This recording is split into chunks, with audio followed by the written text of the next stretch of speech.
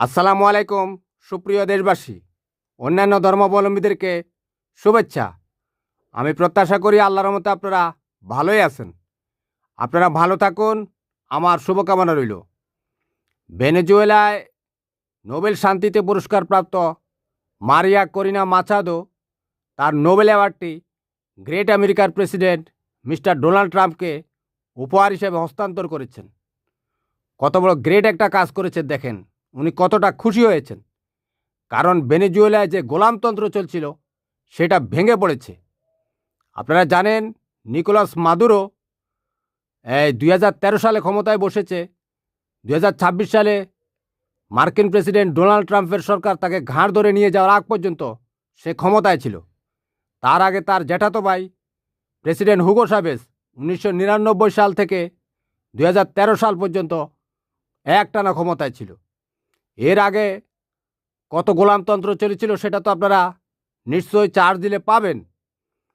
তো একটা জাতিকে গোলামতন্ত্র থেকে মুক্ত করা এত সহজ না। যখন এরা ক্ষমতায় বসে যায় তখন মানুষের রক্ত নিয়ে কিন্তু হোলি খেলে। এদের চেয়ে এদের বড় আব্বাই যদি না ধরে এদেরকে কিন্তু ধরা যায় না। আপনারা জানেন 1979 সালে ইরানে যে আয়াতুল্লাহ আলী খোমেনির যে স্বৈরতন্ত্র প্রায় 46 বছর পর্যন্ত চলেছে। এই গত এক সপ্তাহ আগে হাজার হাজার মানুষ জীবন দিয়েছে। আমার ব্যাকগ্রাউন্ডে চলছে দেখেন রক্তকণিকা।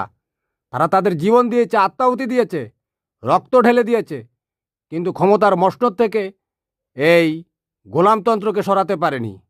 বুঝতে পেরেছেন? আপনারা জানেন বাংলাদেশে ভারতীয় জাঙ্গিয়া শেখ হাসিনা ক্ষমতায় বসে গিয়েছিল। সে 15 বছর 7 মাস ক্ষমতায় ছিল। সে 25শে ফেব্রুয়ারি 2009 সালে পিলখানায় সেনাবাহিনীর অফিসারদেরকে গণহত্যার পর 2012 সালে সে বিএনপির ঢাকা অবরোধে গণহত্যা করেছিল। 4 জনকে গুলি করেছিল। ওইখানে হত্যা করার পর তারপর 2013 সালে সে শাপলা চত্বরে গণহত্যা করেছে। এরপর 2018 সালে নিরাপদ সড়ক আন্দোলনের সময় সে গণহত্যা চালিয়েছে। 2024 সালে সে মোটামুটি একটা যুদ্ধ চাপিয়ে দিয়েছিল বাংলাদেশের মানুষের উপর। হেলিকপ্টার গানশিপ দিয়ে পর্যন্ত সে গুলি করেছিল। গুলি করে নৃশংসভাবে মানুষকে হত্যা করে এদেশের গদিতে থাকতে চেয়েছিল। এদের কাছে মানুষের রক্তের কোনো মূল্য নেই। এই পিশাচ আর পিশাচিনীরা যদি একবার বসে পড়ে আপনি কোনো মতে এদেরকে সরাতে পারবেন না। এদের চেয়ে এদের বড় আব্বা যদি এদেরকে ঘাড় ধরে না নামায় আর জনগণ যদি একেবারে জনযুদ্ধে লিপ্ত না হয় তাহলে এদেরকে সরানো যাবে না। গোলামতন্ত্র এমনই কঠিন বিষয়।